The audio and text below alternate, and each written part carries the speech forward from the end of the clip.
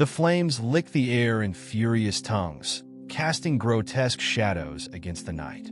The forest around the clearing seemed to recoil, the towering trees standing like sentinels, unwilling to intervene in the horror unfolding within their midst. It wasn't a normal fire. The orange-red light glowed with an eerie, sickly hue, as though it burned with something far darker than wood and kindling. The condemned were bound tightly, a circle of frail, trembling bodies lined up like cattle before slaughter. The ropes cutting into their wrists were slick with sweat and blood, their faces streaked with grime and despair. No one knew how they had been chosen. Some whispered that it was the village elder. Others said it was the will of the forest itself. But once marked, there was no escape. They were the cursed, dragged to this forsaken place to pay for sins long forgotten by everyone but the trees. The leader of the ritual, a gaunt figure dressed in tattered robes that swirled in the gusts of wind, stood at the center of the circle. His face, a mask of bone-white skin, was etched with symbols that moved when the fire flickered, as though they had been carved into his very soul. His eyes gleamed, not with malice, but with purpose, a cold, calculated hunger for the sacrifice to come. "Tonight," he hissed, his voice slithering through the stillness, "the forgotten shall burn." Each word carried a weight that pressed down on the condemned like invisible chains. Some whimpered, others sobbed, but none dared to speak out. Not after the last one who tried. His severed head still lay at the edge of the clearing, half buried in the dirt, his hollow eyes staring at the blaze as though witnessing his own damnation. The bonfire flared brighter as the leader raised his arms, the crackling of the flames merging with the rising wails of the doomed. The air grew thick, suffocating, with the scent of burning wood mingling with something fouler, something that clung to the back of the throat like the stench of rotting flesh.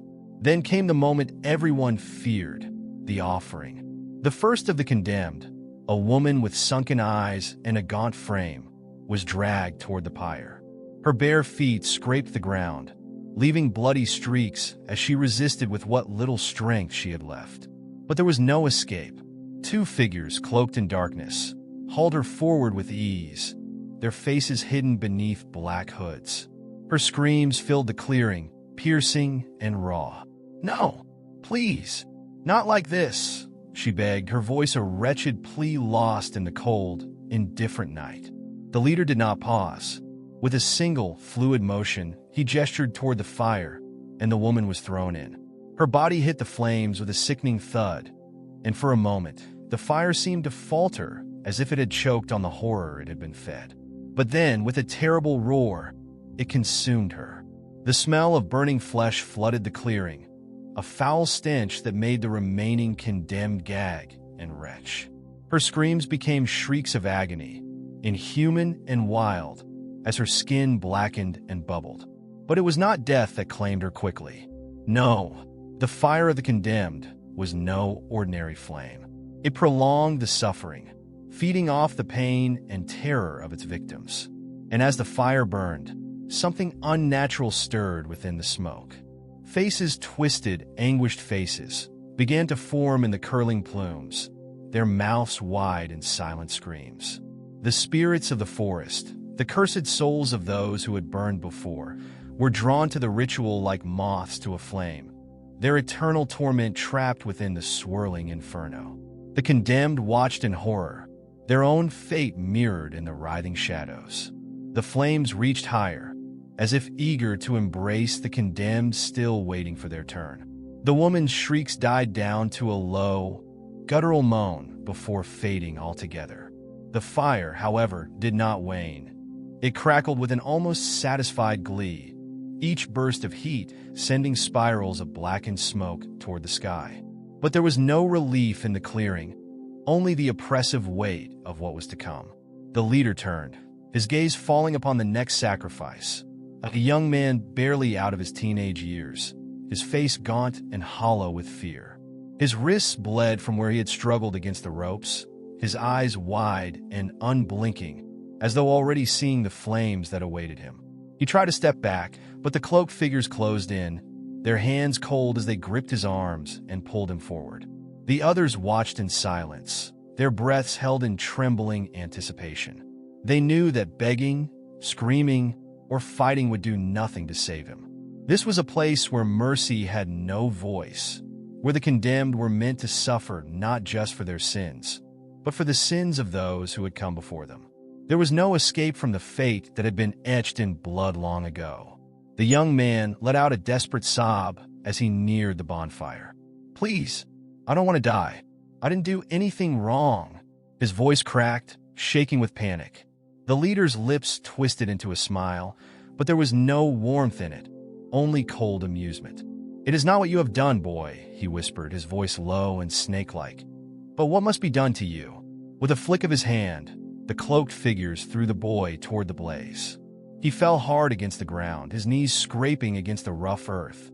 And as he tried to scramble away, his body was dragged closer, an invisible force pulling him toward the devouring flames.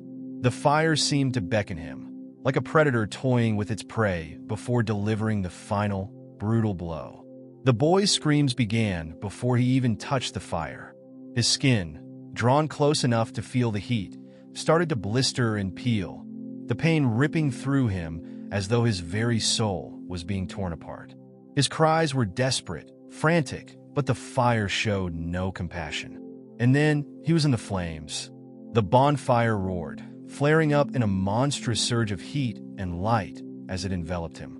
His screams turned shrill and jagged as the fire worked its cruel magic, refusing to let him die quickly. His flesh melted from his bones, layer by agonizing layer, the smell of burning hair and boiling blood thick in the air. But what truly horrified the others was the look in his eyes. For as the fire consumed him, there was a moment of a heartbeat of time when his wide, terrified eyes locked with theirs. And in that fleeting second, they saw something worse than pain. They saw his soul being torn from his body, trapped forever within the flames, bound to the inferno like the twisted faces swirling in the smoke above. The fire, fed by the agony of yet another victim, blazed brighter than ever. It howled and hissed, a living thing now, a ravenous beast growing stronger with each soul it claimed. The shadows of the forest pressed in, as though the trees themselves were straining to see what would happen next. Among the condemned, there was no more weeping, only the hollow sound of breathless fear, the kind that settled deep in the bones. They were watching the fate that awaited them, each knowing that in a matter of minutes or hours, their screams would join the chorus that haunted this cursed clearing. Yet, the ritual was far from over. The leader turned to the rest of the condemned, his arms still raised, as though commanding not just the fire, but the very night itself. His voice cut through the crackling flames, cold and cruel. "Tonight," he declared, "the forest will remember." From the shadows, more figures emerged, robed in black, their faces hidden beneath hoods that seemed to swallow the light. They carried something with them, long wooden poles adorned with crude carvings and symbols. At the ends of these poles hung bones, human bones bleached white and rattling with each step they took.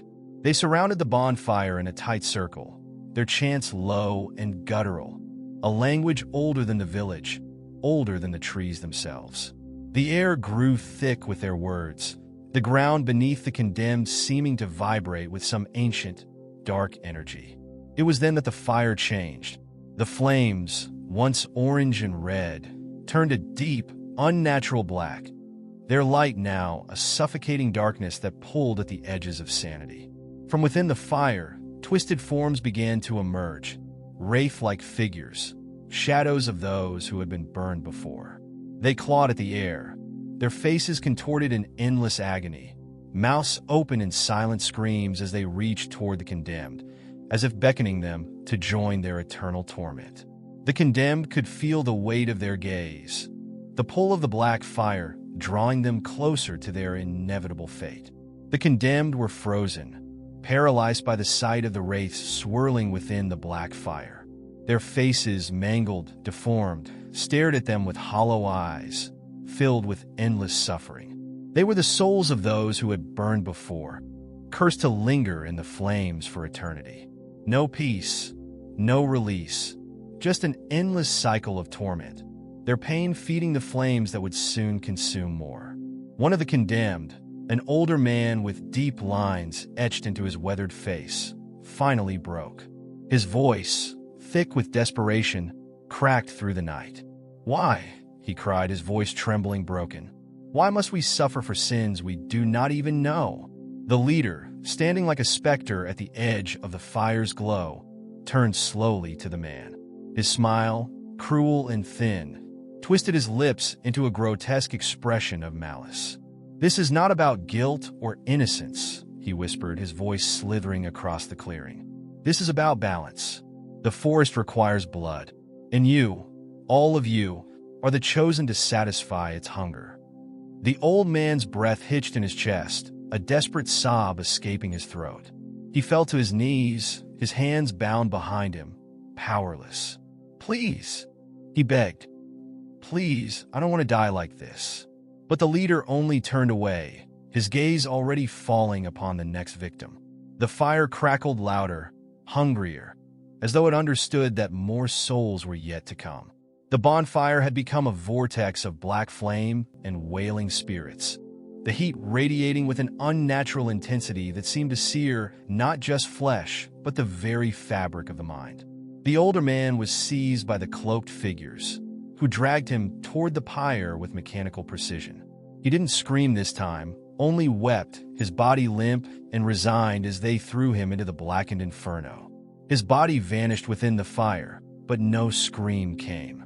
The black flames consumed him instantly, hungrily, swallowing him whole. And then, the shadows within the fire grew stronger, thicker, as if his soul had been absorbed into the very essence of the flames. His suffering added to the tortured faces that now screamed silently in the smoke above. But something was different this time. The fire, bloated with agony, surged. The black flames roared higher, towering above the clearing, casting a darkness so complete that it devoured the stars themselves. The leader faltered for a moment, his eyes widening. The wraiths within the flames writhed violently, their faces twisting into forms more monstrous than before. The forest itself began to tremble. The trees groaned, as if awakening from some ancient slumber, their branches creaking under the weight of a terrible realization. Something had been unleashed, something darker and far more malevolent than even the leader had intended. The ground beneath the condemned began to crack, small fissures snaking outward from the base of the bonfire. From within those cracks, a deep, guttural sound echoed, a growl that resonated not through the air, but through the bones of everyone standing in the clearing. The condemned, wide-eyed and trembling, felt the earth give way beneath them. One of the younger women let out a piercing scream as the ground yawned open into a gaping chasm of blackness. The bonfire's flames seemed to stretch toward the chasm, drawn to it, as if something far more ancient and insidious than the fire itself lurked beneath. The leader took a step back, confusion and fear flickering across his pale face. This was not part of the ritual. A low, malevolent voice emerged from the depths of the earth. It was a voice not meant for mortal ears, a sound so ancient that it was more felt than heard, like the rumbling of a storm inside one's chest. "You have fed me, but you have forgotten the cost." The leader's eyes widened in terror. He stepped forward, as if to plead with the abyss. "No, this is not." The ground split open fully, and from its depths, something rose, a figure, blacker than night, its form not solid but shifting, like a shadow that had broken free from its master. It towered above the leader, above the fire, above the condemned, its presence suffocating. Its eyes, two pinpricks of glowing red, settled on the leader, who was now shaking, his once commanding presence reduced to that of a terrified child. "You sought to command death, but death commands you." With a swift, violent motion, the shadow reached forward, its massive, clawed hand wrapping around the leader's body. His scream was brief, cut short as the shadow crushed him into nothingness, his bones snapping like dry twigs before his body was dragged into the chasm below. The fire roared one last time, flaring violently as if in protest, before it too was pulled down into the earth. The wraiths screamed in unison, their tortured faces dissolving into the blackness as they were sucked back into the abyss. The flames, the smoke, the faces all vanished into the chasm, leaving only darkness in their wake. The condemned stood in stunned silence, their breaths ragged, their bodies trembling. The clearing was still. No fire, no screams, only the cold, oppressive quiet of the forest.